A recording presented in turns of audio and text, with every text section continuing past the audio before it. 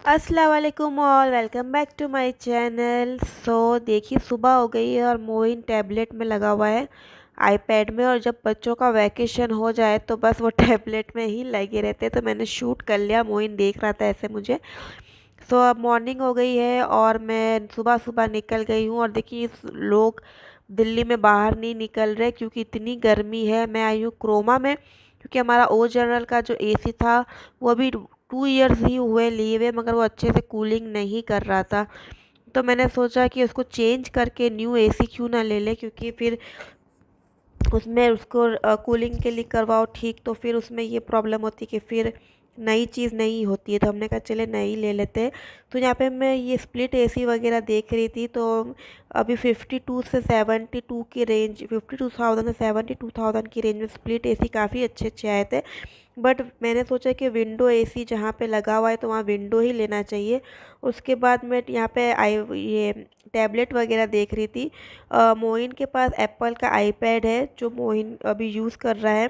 तो मैंने कहा देख लेती हूँ और कौन कौन सी न्यू आई। तो किड्स में ये बहुत अच्छी न्यू टैब आई थी। ये 20,000 की थी और काफ़ी अच्छी इसकी वैरायटी थी। और यहाँ पे मैं जब तक एसी वगैरह देख रही थी तो मैंने कहा चलो तब तक टीवी वगैरह ये भी देख लेते हैं, क्योंकि टीवी हम लोग घर में लगा हुआ है बट यूज़ नहीं करते। सबके पास फ़ोन टैब है तो उसी में रहते हैं।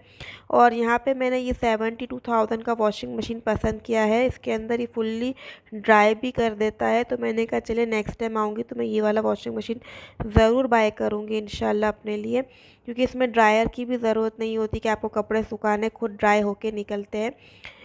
सॉरी।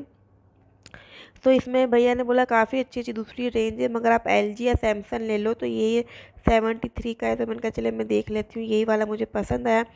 उसके बाद एसी हमें वहाँ पे नहीं मिले अच्छे, तो हम दूसरी जगह आए क्रोमा में से। अब हम विजय सेल्स की तरफ आए हैं और यहाँ पे हमने एलजी का 2 टन का एसी पसंद करा है। तो भैया कहते हिटाची में भी देख लो। बट एलजी में एक ये फ़ायदा हो रहा था कि इन्वर्टर एसी मिल रहा था, तो मीटर पे लोड कम होता है। जैसे कि आपको पता है हमारे यहाँ आग लग गई थी, वो ओ जनरल की वजह से हमारे। तो वहाँ से एसी लेने के बाद हम लोग आ गए मॉल, क्योंकि यहाँ पे मेरी फ्रेंड्स वगैरह आई थी। तो मैंने ज़्यादा शूट नहीं किया बट थोड़ा ही शूट किया, क्योंकि मेरी फ्रेंड्स वगैरह आई थी तो काफ़ी टाइम बाद मैं उनके साथ टाइम स्पेंड कर रही थी। तो मैंने कहा चले ठीक है अब उनको ही टाइम देते हैं, यूट्यूब को हम बाद में टाइम देंगे। तो यहाँ पे ये टर्किश आइसक्रीम वाले आए थे, तो उनका स्टॉल लगा हुआ था। तो वो इस तरह से बच्चों के साथ प्रैंक कर, बच्चों के साथ क्या सबके साथ ही वो आइसक्रीम देने में इस तरह से करते हैं। तो बहुत ही अच्छा लगता है, आपने भी देखा होगा टर्किश आइसक्रीम का। तो यहाँ पे मैंने कहा ठीक है आमना को हम आइसक्रीम दिला देते, क्योंकि आमना भी मेरे साथ थी। और मोइन को गुस्सा आ गया क्योंकि उन्होंने एक दो बार ऐसे करा, नहीं दी तो मोइन को गुस्सा आ गया, मोइन चला गया। उसके बाद आमना का टर्न आया और आमना के साथ भी उन्होंने काफ़ी प्रैंक करा। तो ये सबके साथ ही ऐसा करते काफ़ी अच्छा लगता है। मुझे भी आइसक्रीम लेके मेरी नोज़ पे लगा दी थी, तो इस तरह से करते मैंने भी आइसक्रीम नहीं ली थी।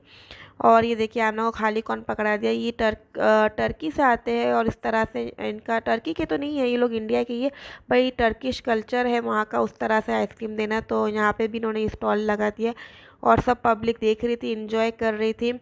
तो मैं भी सोचती थी कि कभी मैं टर्की जाऊंगी, जब स्टार्टिंग में टर्की में था तो मैं वहाँ जाके इस तरह की आइसक्रीम ज़रूर लूँगी।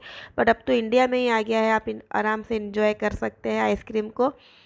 ये काफ़ी अच्छा लग रहा था। और ये आइसक्रीम भी देख, आइसक्रीम तो नॉर्मल ही थी बट मज़ा आ रहा था। उसके बाद मैंने कहा चलो अब ठीक है अब थोड़ा इन्जॉय करते हैं। अब हम ट्रेन में बैठे, ट्रेन में बैठने के बाद हम लोग डिनर पे गए और डिनर पे से फिर हम लोग घर गए। और बहुत ही थक गए थे रात के, अभी 12:30 बज गए हैं और मैंने कहा चलो वीडियो कंप्लीट ही करनी है मुझे। और हम लोग यहाँ पे डिनर करने आए, मैंने ज़्यादा शूट भी नहीं करा क्योंकि सब लोग को कैमरा नहीं वो होता, कैमरा शाई होते इस वजह से। और घर जाने के बाद मैं एक फ़नी क्लिप लगा दूंगी, इसके अंदर मोइन जब कहीं शादी होती है तो मोइन किस तरह से बिहेव करता है देख लो आप।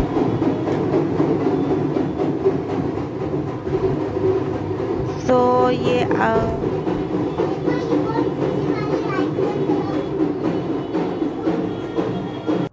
मुझे याद आया मैंने ब्लॉग को तो एंड करा ही नहीं। ये क्या होता है कि बारात निकलती है तो मोइन इस तरह से डांस करने लगता है, पहले हम भी इस तरह से ही करते थे।